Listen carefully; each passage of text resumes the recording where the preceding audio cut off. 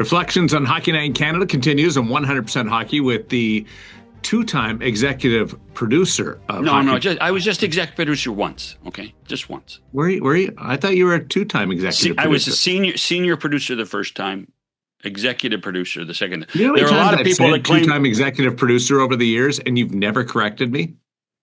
Well, I just want to be. I want to be accurate. So, there was lots of people that claimed. There was lots of people that claimed even when I was an announcer that I tried to be executive producer. So, what's the difference between senior producer and executive producer? Money. Okay, but you worked there how many times? In the end, 3 times. 3 times. 3 times. Yeah. So, did you get 3 different jackets, or did you have to bring your jacket back?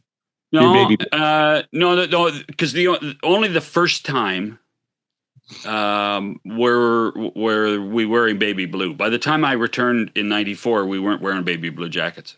Why did you go away from the baby blues?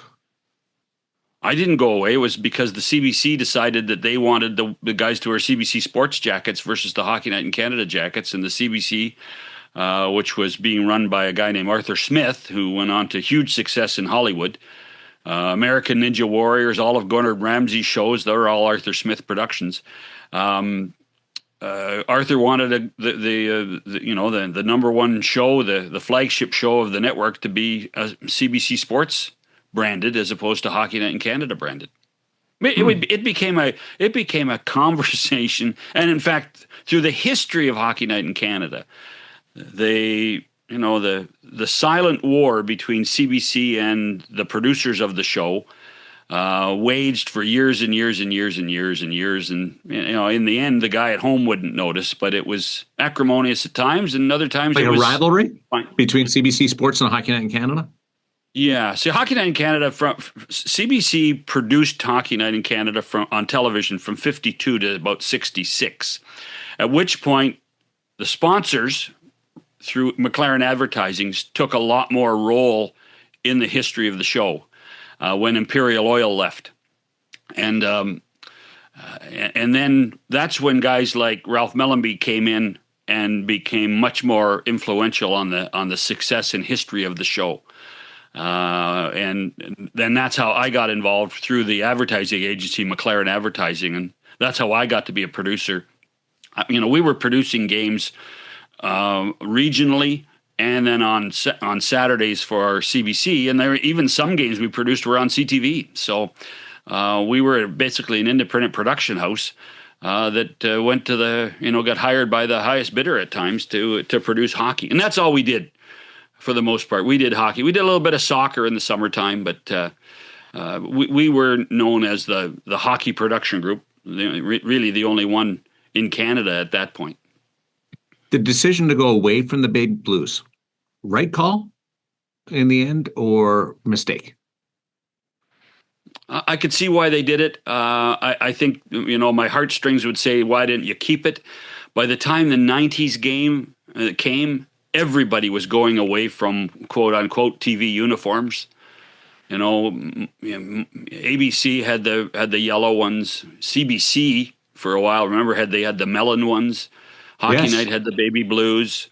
CBC changed to a royal blue jacket, which was a nice jacket, by the way. It's a great color. And then by the time the 90s came and I returned, everybody was wearing suits. And everybody had a suit deal. So that in the end, that worked out better. Really, in my time at Hockey Night, there was really, particularly the baby blue time, there's only one person that wouldn't wear a baby blue jacket. Said, and he was an individual, and that was Cherry. Because Ralph Mellenby, the executive producer at the time, allowed Don to be different because he thought it was important to have somebody that was a little different, a little outside of the club on the show. Were people upset with that, like other crew members? For a while.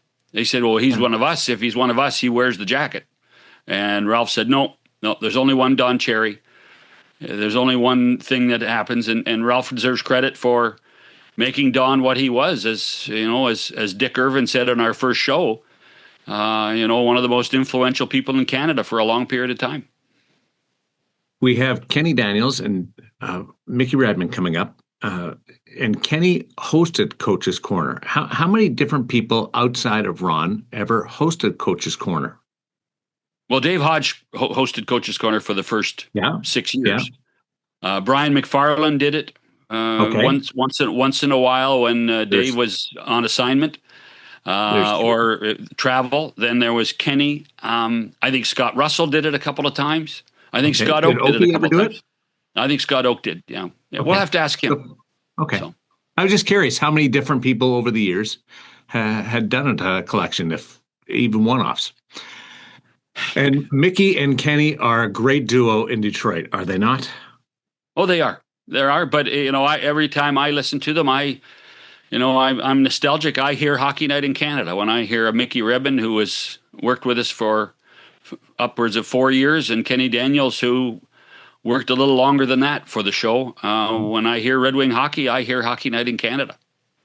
Couldn't agree with you more. Kenny Daniels, Mickey Redmond, coming up on our Reflections of Hockey Night in Canada, 100% Hockey with Millard and Shannon. Face Off Inside the NHL returns, taking you deeper behind the scenes than ever before. See it all from the star-studded Four Nations Face Off tournament. Us against the world, boys. To the adrenaline of the Stanley Cup playoffs. I'm scared of you guys. With candid interviews and backstage access, experience the sacrifice, the rivalries, and the determination that define NHL greatness. Just when I thought last year couldn't be topped, here we are. A new season of Face Off Inside the NHL. Watch now only on Prime Video.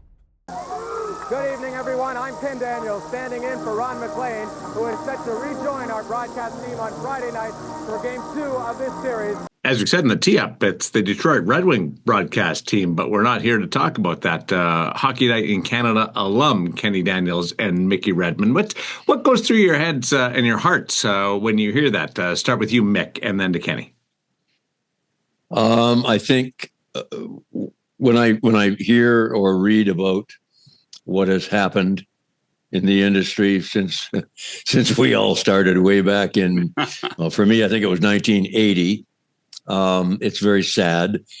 I grew up in Peterborough, basically moved from Kirkland Lake, and we either got Montreal or Toronto Wednesday or Saturday night. And that institution, for me, to this day, is still a big part of my DNA. And it's a really sad thing that it's gone. And I don't know all the details, but what I do know, having been behind the microphone now for 48 years, the whole business that we're all involved with has gone tremendously corporate. And that seems to be a major problem from the way we knew life as it was back in the day. Well, I'll go with him on that, but my memory when you say Hockey Night in Canada, when I was 8 years old and my parents would send me to bed after the first period, and probably because I was mixing up Keon and Kelly, practicing my play-by-play, That's probably why it happened. They said, get out of the room. You were not doing play-by-play. You were not doing play-by-play at 8. At 8 years old, and then when they sent me to bed, I had my little yellow Panasonic radio, and I'd put it underneath my pillow, and I'd be listening to Foster Hewitt called Toronto Maple Leafs Hockey, and I loved going from the original 6. I know Mick's all about the original 6, but when they went to the original 12, I could hear the Leafs on the West Coast, and I could stay up even later and fall asleep. It was wonderful. But Hockey Night in Canada, for me, the theme song, which obviously disappeared from where it was on CBC many years ago, and then Sportsnet, for me, Hockey Night in Canada on a Saturday night was the babysitter, because even at 10 years old or 11, my parents would go out. My siblings were all older, and Hockey Night in Canada, I wasn't scared being home alone. It was my babysitter. So, Mick, you were one of those guys. You were a star player, so Hockey Night meant something to you differently that way. When you retired, did you ever think that television was going to be in your future? No, I don't think so. I think it always was special when you played in Toronto or Montreal. And of course, I started in Montreal for the first 4 years there. But going back to Montreal on a Saturday night, it was it was just, there was something special in the air about playing in those two cities on Hockey Night in Canada. As we used to joke, coast to coast with buttered toast, and let's get at it. It was fun. So it had that very special feel to it. I suppose I don't know if it does for the kids today. I think it still does for some of them, because a lot of the kids, for example, are, out of the Toronto area, so that when they go home to Toronto area, their parents can be there. My mom and dad come out of Peterborough, and that's the only time they went to Montreal one time. David Molson's wife, Claire, I believe her name was, orchestrated for my mom and dad to go to Montreal and watch a game where my dad got to meet up with John Beliveau, where he played with in the Quebec Aces years before. And but they would get to Toronto from Peterborough, only an hour and a half drive. And that was always very special for them to be able to see me play in Maple Leaf Gardens. So how did you get to become a broadcaster? Who was your advocate within the Hockey Night system? I tried to make a comeback in '79 from back surgery. It did not work, and I came back home to Detroit, and we were doing some not simulcast, but pay-per-view. Kind of pay-per-view stuff, 10, 15, 17 games or whatever it was. On TV. On TV, there you go. Yeah. And somebody said to me, would you like to do this? And I said, well, I suppose, why not? I'll give it a try. The funny part for me on that one, there was nobody, John, that showed me how to hold a microphone, how to take notes, how to listen, how to be a good interviewer, and none of that stuff. It was all learn on the fly, and boy, did I have to learn on the fly. My friends used to just butcher me up the next day while we're having a beer and say, oh my God, Mickey, why did you do this? Why'd you do that? So I learned the hard way, but it was good. It was a good way to learn. And then that summer of '80, you ended up getting basically a full-time gig with Hockey Night? Yeah, I got a call from Ralph Mellenby, and he said, if I remember correctly, he said, I've watched and heard you. I think you've got potential. You're probably rough around the edges, but we'd like to talk with you about coming to Hockey Night. And that was the start of it. Rough around the edges. He was being kind, I'm pretty sure. But that was 1980, and I ended up doing a bunch of stuff. I think I actually replaced somebody in Montreal because I had played in Montreal. So I was with Danny Gallivan and Dick Irvin and those two Hall of Famers. So I was the winner with that one to go into Montreal on Saturday nights for sure. Kenny, what was your break? Well, my break with Hockey Night, I was doing Maple Leafs radio, and my break with Hockey Night came, I think it was April of 1990 for the local CBC station. I was in St. Louis. Toronto was playing St. Louis in the first period, in the first round, and I got my red light was flashing in my hotel room, and it said Ron McLean had to go home for a family emergency. He left his jacket for you. We'll do up the sleeves, make them a little shorter. You're hosting Hockey Night in Canada tomorrow. So I went on no sleep, obviously, and you'll, by the way, host Coach's Corner with Don Cherry in the first intermission. Well, back in the day, you'd tape Coach's Corner at 4:30 in the afternoon to go to different regions, and Don and I did it, and it was the predictions for the whole first round through the Stanley Cup playoffs. And the first period, I go out there to do the Open. Now, we've done that, and we go out there to do the Open, and I was so nervous standing by the old St. Louis Arena in the rink there, and Todd Gill came out and patted me on the top of the head live as they went by. That made me feel pretty good at that moment. Then we're watching the first period, and the Leafs came out, not like Don said they would, and Don Cherry said, Kenny boy, we're going to have to do that Coach's Corner live. And I said, live? Are you kidding me? I was so nervous the first time at 4:30, I can't do it live. He said, Kenny, don't worry. I was great the first time. I'll be great the second. And that's what we did. And we did it live for the Toronto region, and the rest of the country got his predictions. So that was my break there. And my other break, John, obviously for play-by-play from doing Leaf Radio. You came back to Hockey Night in Canada in 1994, and you called me and you said, I hear you're up for the Vancouver Canucks job, which Jim Houston was in Toronto at the time. And if Jim went back, obviously I wasn't going to get that. And sure enough, he did. And you said, I'd like you not to go. I'd like you moving from hosting willing to do play-by-play. And I thank you for that, John, because you gave me the break of my lifetime, because I'd only met you once or twice. First time was outside the Met Center at a bar in Minnesota when you were producing. We never went to bars. We never went to bars. You and Come Hodge, on. and you met me that night, and we stayed over the Leafs that night on a freezing cold night, and that's how I got to know you a little bit, and you remembered me, you heard my play-by-play, and you came back and you said, I'd like to move you from radio to TV on Hockey Night in Canada, play-by-play, but you have to do me one thing. And I said, what's that? He said, no more radio. I don't want any bad habits. So it worked out great, though, John, because the Leaf radio station lost the rights that year. I said, no problem. And when you say that, no more bad habits, what I was meaning was that if you were going to do play-by-play, I only wanted you to do play-by-play for us. I didn't want you working for other people and other people giving you pointers, say this, say that. There was the Hockey Night way, and and go from there. So Mick, when Kenny's talking about doing that first coach's corner with Grapes, that first summer, for the first time ever, Hockey Night had a seminar. First time ever.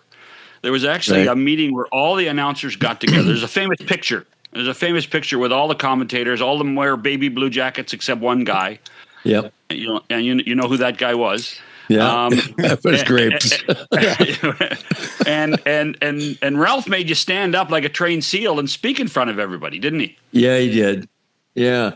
I looked at that picture last week. I was looking through some documents, and I found it by accident, and I went, "Oh my God!" I remember going up there. It was right by the Don Valley Parkway, and I mean, Jill Tremblay was doing color in Montreal, and René Le Cavalier, Dick Irvin, Danny Gallivan. I mean, all the guys from Western Canada. It was unbelievable that these guys were all there, and I was there with them, and. We had to get up, and Ralph said, I'd like you. Don and I got hired at the same time. We were the two new kids. And Don said to me, what are you going to say?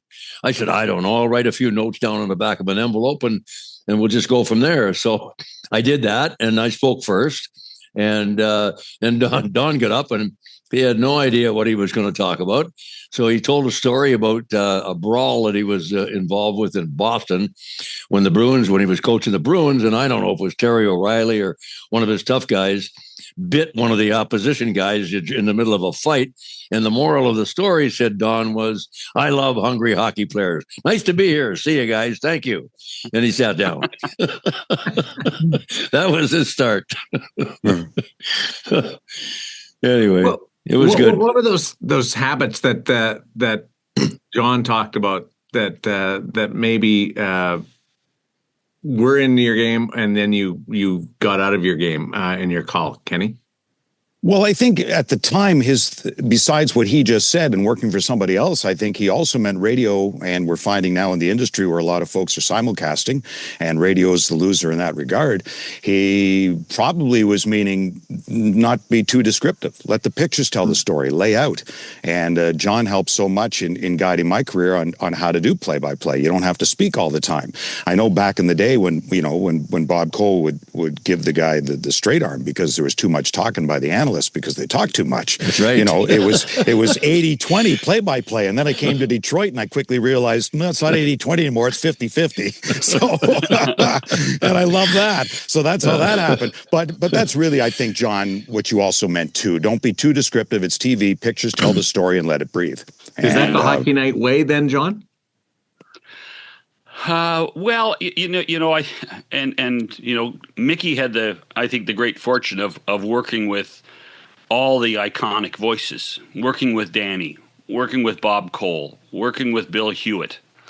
All three guys totally different in the way they did the game. I mean, Danny started when he didn't have anybody with him, and so Danny could fill the ocean with words. Bob was as superfluous as Danny was. Bob was totally different. He was much more staccato and was pure when he got to TV. Was pure and unadulterated television. but was very cognizant of everything around him and was very theatrical and understood when the crowd should be heard and understood when the color men shouldn't comment. Hence, Redmond got the Heisman. And then Bill, and I say this with the ultimate respect for a man named Hewitt, Bill was in his own world. Bill would just start talking when they dropped the puck and would stop talking when the whistle blew. That was it. That was Bill. They're over the line. Here they come. They shoot. They score. Stop. And then Brian or Mickey or Gary Dornhofer or whoever was working with Bill at the time would do all the words between them. And then when the referee dropped the puck at center ice, they dropped the puck at center ice. Here they go, and boom, that was Bill's world. And like Bill did, I would claim Bill didn't hear anybody else other than himself, right, Kenny? 100% hockey, 100%. And Bill Hewitt, and I know Mickey loves when I do Bill, right in front of the net, hand is, she's good, hand right in front for Keon. So when Bill, there was a time, I remember as a kid, and I'm listening to Bill Hewitt and Brian McFarland do the game, and love Brian, and Brian McFarland said, well, Bill, it just came across that Bobby Orr was a unanimous selection to the first All-Star team. And Bill would always say, that's right, Brian, just about everybody voted for him. It was unanimous. Bill didn't really listen. And that's, I think, when I learned then, listen to who you're with in the broadcast industry. Try to play off the person. Try to give something else. I love Bill's voice for sure, but you're so right, John. That was Bill. To that point, John, I think the best thing that we could do, and what I did, was you're going in with Bob Cole, you're going in with Danny Gallivan, you're going in with Jim Hewson, all the Western guys, Whitman and Robson, Dave Hodge, Robson. Jimmy Robson. I worked with them all, and the best thing that I could have done and did was just act like a guest. What do you want me to do? Where do I go? Let's go, get it on, and you let those guys do what they did way before me. And then I would just fit in wherever I could. And I think it was the best thing I could have done. And I think they appreciated that I didn't try to walk in there and try to change anything or push any buttons. Just fit in best you can. Be a guest. I thought you were going to say, Mick, the best thing you ever did was bring your guitar. Much. Kenny, he used to bring a guitar on the road, huh? It doesn't surprise me. Now he brings a Coleman stove to cook his meals because he's got celiac, so he switched. Listen, you made a comment. I might want to correct you. You said, "Oh, we never went to bars." I would say you never didn't go to bars. How about that one? Because I remember too many times where we would have a team meeting, and thanks to you, John, the way you would orchestrate things, and that was the best thing that could have happened for the camaraderie of the team the night before. A little steak, a little cold beer, some conversation, to write the meeting off, and away you go. Get the game set up for the next day, and then half our work was already done. So that was you were way ahead of the curve when it came to that. So I can always thank you for that. The accountants were not happy with me when I tried to write it off every year. But you know what? Being part, and I know we got to go, but being part of a team, I always viewed being on hockey night was being the third team on the ice. There you go. Mm-hmm. So, by the way, I have to ask you before we end this. How about the night that you got your rear end in trouble from Western Canada when you stayed on the air? You're what do you mean? I don't remember. You don't remember that? Oh, come on. Seriously. We're opening up a can of worms here. Okay, let's take a break and we'll come back with that. 11 o'clock news, CBC. And you said, screw that. We're staying on. This is a playoff game. It's overtime. 100% hockey continues right after this. With the NHL app, you can listen to every NHL game right from your phone. And with home and away broadcast feeds, you choose your way to listen. And he scores! Whether you're at work, at the gym, or stuck in traffic, the NHL app puts you right in the action all season long. Every team, every game, everywhere you go. Download the NHL app and never miss a moment. Now they may improve in that area as far far as skating is concerned. But Mickey Redmond, there are other areas that they have to really excel in if they're going to beat this hockey club, the Islanders. Well, they tried the other night, Gary, to try and carry the puck in. The Islanders were standing up at the blue line and handling them very well. I think tonight we're going to see Minnesota trying to dump the puck in, chase after it. The only time they did it the other night, they got a goal by Cicerelli. So I think we'll see a lot of that, a lot of pressure on the Islander defensemen. All right, Shannon.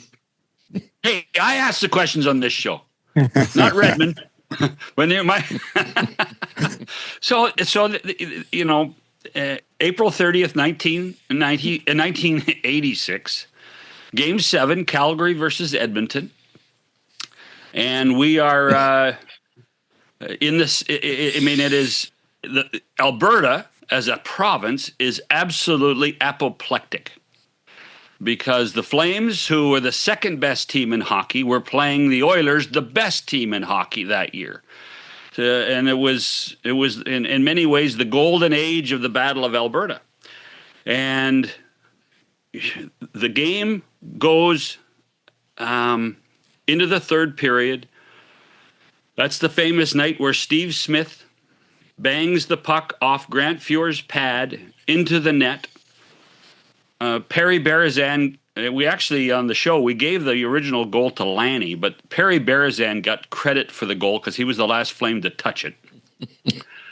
And so, therefore, the Stanley Cup champions were eliminated in the second round of the playoffs, and the Flames are going to advance to the conference final against the St. Louis Blues.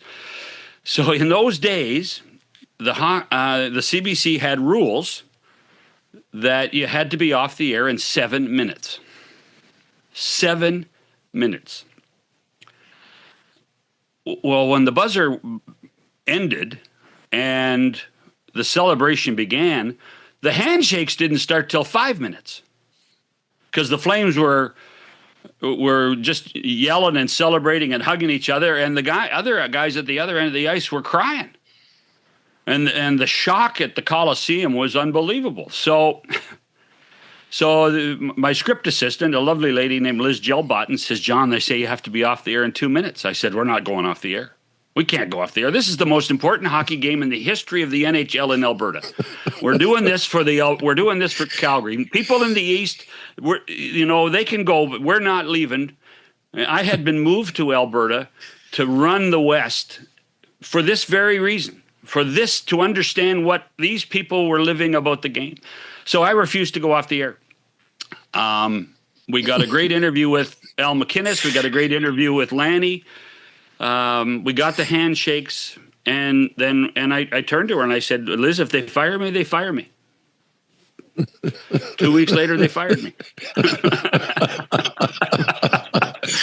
Yes, but Alberta, the best part will never forget you. The best part of the story, really, I was embarrassed to be fired. Trust me, and because as you both, all three of you knew, I loved working for Hockey Night in Canada. It was the best job I ever had. But when you work for it 3 times, you can say that. So the best part of it is they didn't fire me right away. So I end up on a plane. We go to St. Louis. I know I'm in trouble. I get to my hotel room, and I haven't even opened the door. The phone's ringing in my hotel room before cell phones, and it's my boss, the president of the company, a guy named Ted Huff. And he just goes up one side and down the other of me, and he says, "Okay, we're going to suspend you, but I'm going to let you pick the games that you can be suspended for. We're going to suspend you 2 games." And I said, "Well, what do you mean this is the Stanley Cup playoffs. You need your best people and your best jobs. We're in a competition here. This is stupid for me to be suspended during the Stanley Cup playoffs." He said, "John, pick 2 games." And I said, "Okay, I picked next November 11th and next November 18th. It didn't work. I got suspended. No, I got suspended for the next 2 games. And then went back. I went back, finished the St. Louis series, finished the Stanley Cup final, and the day of Game 5, I was given my pink slip and given the option whether to produce the game or not. So you got the option? That's a compliment. Well, they knew exactly what was going on, and they knew how they were trying to diffuse it at the same time. Yeah. So anyway, that's become part of lore now, Mick. Is that chapter 1? 3 times you went back to Hockey Night. They knew their mistake. Well, hey, so, and this is not supposed to be about me. This is supposed to be about you guys. So, it's all part of the story. 1988, they get rid of the executive producer, and I apply for the job. I had been fired 2 years earlier, and I applied for the job. And I walked into the job interview, and I knew all the people in the room. And one of the guys, who was a great friend until he passed away, he says, "God, Shannon, you got balls." That you do. I'm glad you came back. I'm glad you came back another time because, you got me to do television play-by-play. So thanks for returning, 3 times. Some people get married 3 times. You just came back to the woman you love, Hockey Night in Canada 3 times. So the whole thing with you, Kenny, was when you said we met with Dave Hodge in Minnesota. Dave and I had gone to Minnesota to invent Hockey Night in Minnesota for Norm Green, who owned the North Stars at the time. He's a Calgary guy, and he phoned me and said, "I'd like you to come to the Twin Cities and reinvent Hockey Night in Canada for the people in the Twin Cities." That lasted a year. Norm. But one of the things was we did a Sunday night game, rare Sunday night game at Maple Leaf Gardens.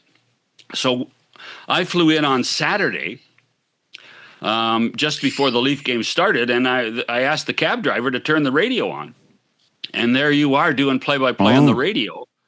And I knew then and there that at some point, if everything worked out, that Ken Daniels was going to be a play-by-play guy, because you were great that night. You were unbelievable that Saturday night, because the Leafs had played double back-to-back Saturday Sundays, which doesn't happen very often. Wow. Thank you. I didn't know that. I didn't know that's when you heard me. I thought you hired me because you never heard me. You're just taking a chance. See? So good. Thanks. Yeah. But when you guys are talking about that, didn't you guys have something going right as you came to Detroit, Ken? Well, we did. We had some options. Yes, because it was John had put. Well, hold on. Before we get there, let's not that I'm trying to produce this, but you can. You're good at it. So here you are, Mickey Redmond, Hockey Night grad. I still don't understand why you left, other than there was big money in Detroit. Oh no! That's another story for another day. Where was the Canadian dollar? Why'd you leave? What's that story, Kenny? Mick? Because I was getting leaned on by the powers to be, because my lingo was not the way they wanted it. Like, I would use the word trapper, not catching glove, cherry pick, crepe hanging, terms that these people just weren't hockey people. And I said, well, if you don't like the way I talk about the game, then just fire me, just like you. Same thing. I said, get rid of me. And they did. So I said, I walked out, I guess, before they fired me. So you got fired? I guess I was going to be. I would have been. Yeah. Was that Don Wallace? Yeah, it was. It was. Yeah, I walked away before they fired me. Mick used to love coming to the West, where he didn't get any abuse and just got picked up at the airport every Friday. Yep. Was treated like a king. That's what happened when Mickey Redmond came to Western Canada. Yep. Yeah, for sure. Oh no, that whole experience, like live in action, was the best it could have been. But I think what really happened here was the whole world and the business was in transition of pure hockey to the entertainment side of the game. And as you know, Harry Neal, who was a great entertainer and a broadcaster for years, it all began to change. And we know in Detroit, Ken and I, we use the 2 E's: educate and entertain. It's part of the broadcast. And when we get people saying, we love what you do, the way you do it, and I say, look, if we can put a smile on your face for 2.5, 3 hours in a world that's upside down most of the time, then we've done our job. So I think that's really what happened there. Is I was kind of ahead of my time with the funny thing. A real quick story. I did get into trouble in New York one time with Jimmy Houston. Playoff year, right before the playoffs, April, puck goes into the stands. The Leafs are losing 8-3. End of the second period, a guy has a baseball glove, catches it. I said, well, George Steinbrenner, I love that guy. You should sign him up for the Yankees. Well, I guess the phone rang from Toronto and said, you got to tell Redmond to quit messing around with baseball and saying things like that. Leaf fans are serious. And I said, Jimmy Huff was producing.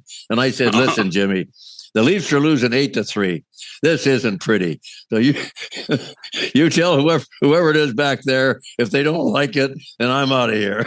It was like, what are you going to do? You got to do something. They're down 8-3 after 2 periods. I go, oh, geez. So I think everything was changing, John, at that point in time, and it was up to us to change with it.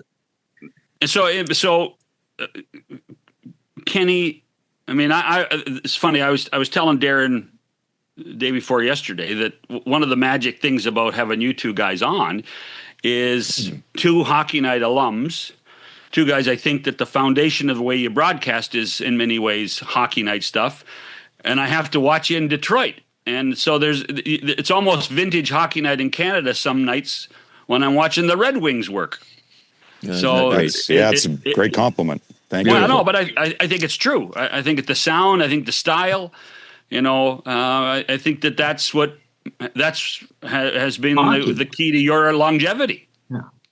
I think so too. And it's chemistry. I think, when I came in 1997, it maybe took a couple of months. In the first 2 months, a little rough because how much you're talking. But I knew, and I'm not in deference to Mickey, you probably would hate when I say this, but when I came to Detroit, I knew Mickey Redmond was really, and I saw it fairly quickly here, was the Don Cherry, politically correct most of the time, Don Cherry of Michigan.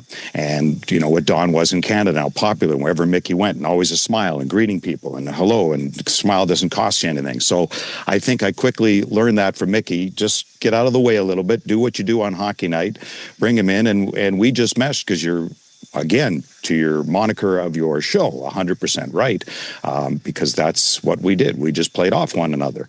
And to your earlier question, when you put me and the late, great Craig Millen on the Ottawa-Buffalo series, which went 7 games, and Derek Plant scored in overtime to win it for Buffalo to beat Ottawa, and now his son Max is a prominent Red Wing prospect now, and Derek's a wonderful guy, and Derek Plant got the winner, and then I go on to round 2, which was Philadelphia and Buffalo, and we're in Buffalo, and the late, great Dave Strader, who was Mickey Redmond's broadcast partner for many years in Detroit, and went on to ESPN. Mick and Strades were doing ESPN International. I'd only met Mickey a couple of times at Joe Louis Arena because when I came to the U.S. in the days I used to have the odd smoke, I'd borrow a Marlboro from Mickey, and 2 cancers have cured him of that, thank goodness, of smoking anymore. So I bummed a couple of butts off Mickey, and Strader came in and said, I hear, it was May of 97, he said, I hear they're letting the guy go in Detroit.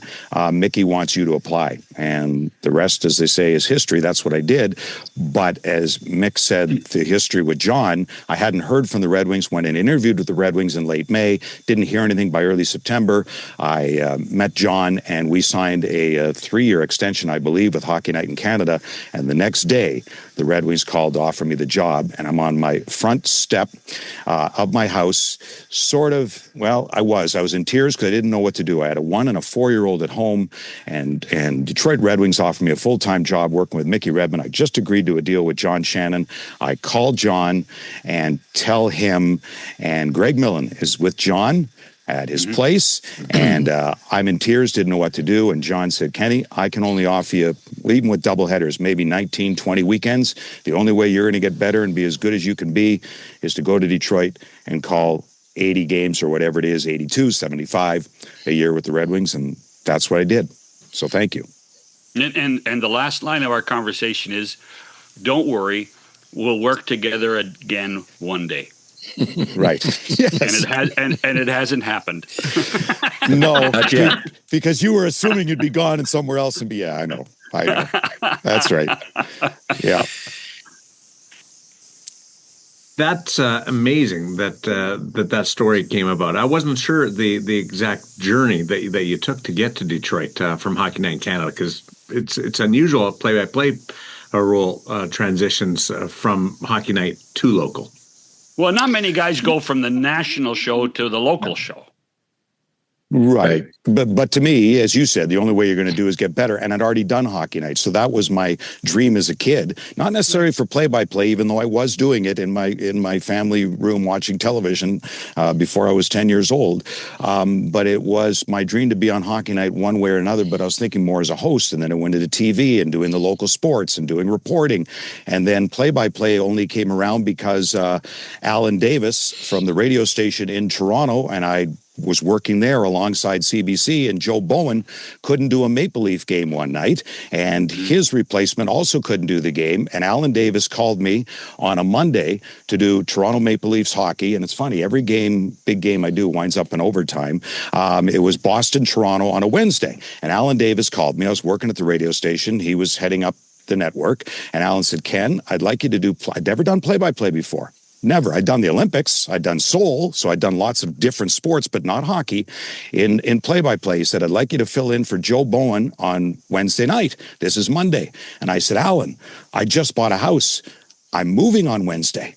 And Alan said, I'm offering you Toronto Maple Leafs hockey play-by-play. Get someone else to move your friggin' ottoman. So I said, okay, and that's how it happened. And Andy Brickley got the winner for Boston at Maple Leaf Gardens against Toronto in overtime, and that was the first game I ever did play-by-play. So thanks to Alan Davis and John Shannon. Whoever doesn't like my play-by-play, it's your fault. I was just thinking, Mick, you and Gary Dornhofer and Jerry Pinder were our three young former player commentators. And I say this unabashedly: if you had stayed, I think you would have been the star of the three of them. Thank you, John. I think your longevity in Detroit speaks for that. I think that you would have been a huge star in this country for a long time. Well, I appreciate that. And in summary, I would say that I think my love of the game comes through to this day. The lighter side of the game, when it presents itself, I love to jump on it, as you know. People seem to really enjoy that lighter side of things when you can. You don't force it. And it's been an incredible run for me, starting in 79 and here 48 years later. We're still going on and can't wait to get at it again. So it's been great. And can't say enough about all you guys that have helped me, get my feet on the ground way back in the day. And the memories are still as fresh as ever. So wonderful memories. We made some great memories, and maybe we'll get to make some more.